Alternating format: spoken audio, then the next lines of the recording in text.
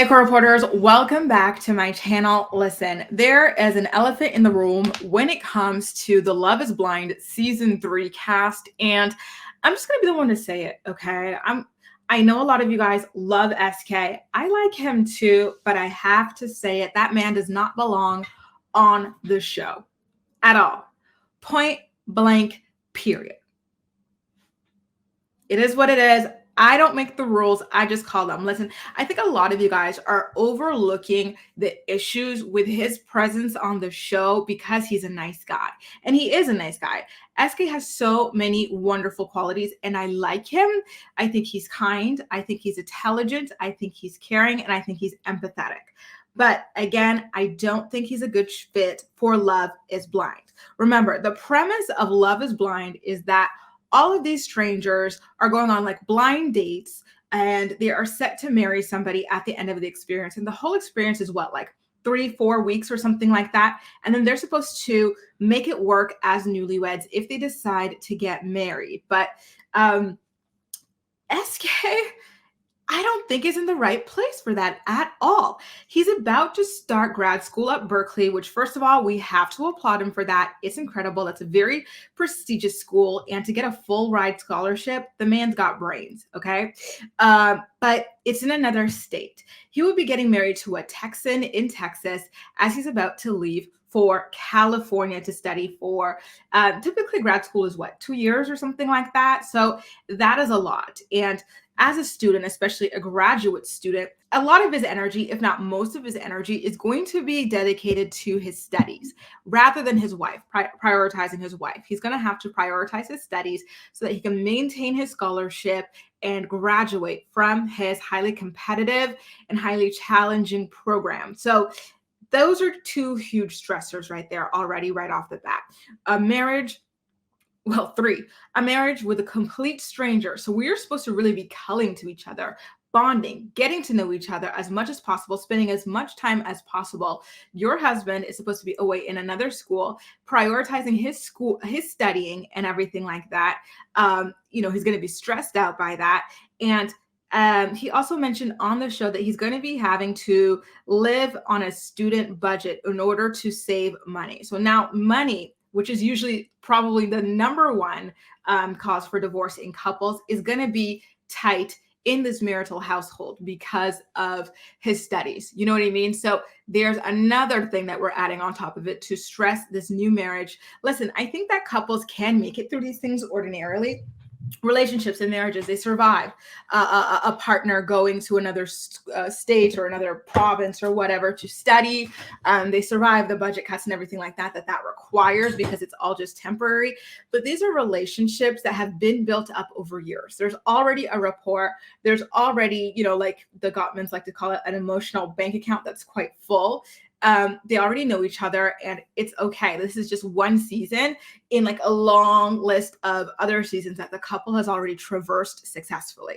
So I don't think it's inherently a bad thing, all that they're going to go through, but for them as a couple that just met each other and is just starting to get married and everything like that, I don't think it's a good, I think it's a recipe for disaster. I think it's way too many things to overcome. And I don't understand why somebody in that position would have chosen to do this show at this particular time in his life. I believe that if he'd signed up like after he completed grad school, or if he signed up as a graduate student in California for this show in California to marry a local Californian girl, it would have been perfect. I would have been rooting for him, but I think he's asking for way too much from Raven, his fiance, and then on top of that, she's got to learn his culture, a new culture and everything, and be around a new language, new foods and stuff like that. It's just too much. If I were Raven, as wonderful as SK is, I would say no. It's just too much to deal with in the first 2 years of marriage with an absolute stranger. Imagine that.